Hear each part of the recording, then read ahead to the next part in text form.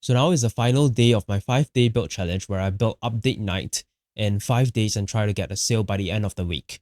So in today's video, we will deploy and I'll show you a deployment method that is modern and more automated that I don't think anyone is using yet.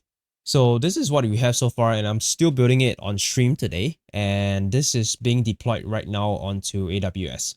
So what I've done is I set up an AWS account with free startup credits inside, and there is a AWS CLI as well. So I authenticated into the CLI and asked Claude Code to provision a EC2 instance, which is pretty much just a virtual machine on AWS for us to deploy onto it.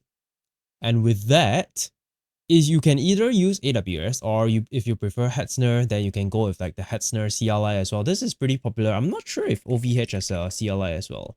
They do have a CLI as well. That's cool. That's another one that you can use. OVH is very good as well.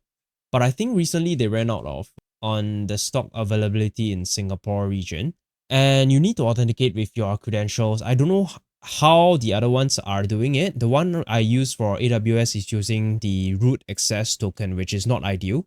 But you should use an IAM credential and set it up with limited scope and permissions, and then give it to the CLI to authenticate and set everything up. But because my AWS account is pretty new and I don't have anything on it yet, so I'm using a temporary token to set everything up as fast as possible. So now once your server is up, you can ask Claude Code to connect to set up either Coolify or Dokploy. This is how I self-host things nowadays. But usually I've been going to Coolify and I wanted to try something new. And I heard that Dokploy is the user interface is more modern and clean, and it's way less intensive on the resource usage. And both of them heavily use Docker because that's the way they do the deployment. And it handles like Vercel like that, where the deployment is automated with CI/CD pipelines through GitHub. So there's an integration with GitHub and you have to connect to it. So once that's set up with either you can choose Coolify or Dokploy, once that's up, then everything is very easy from there. You will have a user interface to interact with it, like something like that for Dokploy. And you can manage like the web servers, the services as well. You can set up a database as well. There's a lot of different tools that you can use to set up your server through this interface. And Coolify should have one as well, but I don't think they should here. I don't think they have it anywhere. But both of them are open source as well, which is the great part about this. So Coolify has 55,000 stars, which is more popular than Dokploy here, which only has not too much of a difference, but 34,000 stars. And I would say that the one I'm using right now is using Dokploy, and this will be the first time I'm trying Dokploy as well. If there's a chance, I'll be showing it on stream as well. So once Claude Code actually set up, you can either use Claude Code or Cursor or Codex, any of your agent to set up this as well. So once that's set up, you can either do it manually through the interface here to deploy it yourself if you prefer it to do it manually, or you can ask Claude Code to authenticate to your Dokploy or Coolify instance through their CLI, which is this one. This is the Coolify CLI, and you need to generate an API key through the Dokploy web interface. You can ask Claude Code to generate it as well, which is what I did here, and it will just call the API, the endpoint to generate it and hook it up for you. And the Coolify CLI here is similar as well. I think it's using a token here as well, yeah. So what this allows them to do is deploy all of the instances on either Coolify or Dokploy, whichever you choose, and it will set up whatever you need. Just tell it what you need, what databases you need, and they will create a Docker file to help you deploy it onto Coolify or Dokploy. And everything will be just automated here. This is literally what I'm doing here. And it has been doing it for 1 hour already, and I have combined it using the new Go command as well, which is available in both Codex and Claude Code. And it's very useful. It's still figuring out how it's doing its thing. I'll just let it do its thing. I don't know if I can finish it on stream or not, but you can check out my stream replay for whatever I've did so far.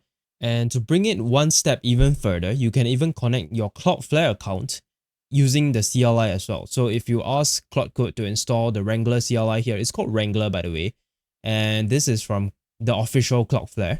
And this will help you, and through the CLI, you can have Claude Code help you connect to your Cloudflare account and hook up all the DNS setup and everything, connect it to your server. Everything can be set up very easily just with Claude Code. And that's basically it. That is like the whole automated deployment process using either Claude Code or Codex or Cursor, whichever you prefer, whichever agent you use the most, and just ask it to use all these tools. I'll leave the links in the description as well. If you have something to deploy and you don't want to be locked into some platform or vendor, this is the best way to go right now, especially when there's a knowledge gap on using AWS. And I don't think Hetzner is that bad. Hetzner is very user-friendly already, but if you still prefer to have Claude Code help you do it, you can have it help you provision the instance, and even help you deploy. And afterwards, when your GitHub repo is actually hooked up into either Dokploy or Coolify, the CI/CD pipeline is already set up automatically like Vercel. So whenever you push a commit into that repo, it will automatically build and deploy itself on your server.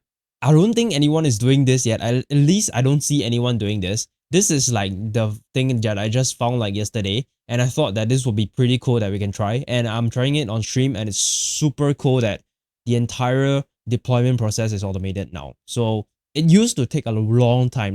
It used to take me half a day to just make a new server and deploy everything. But now everything is automated.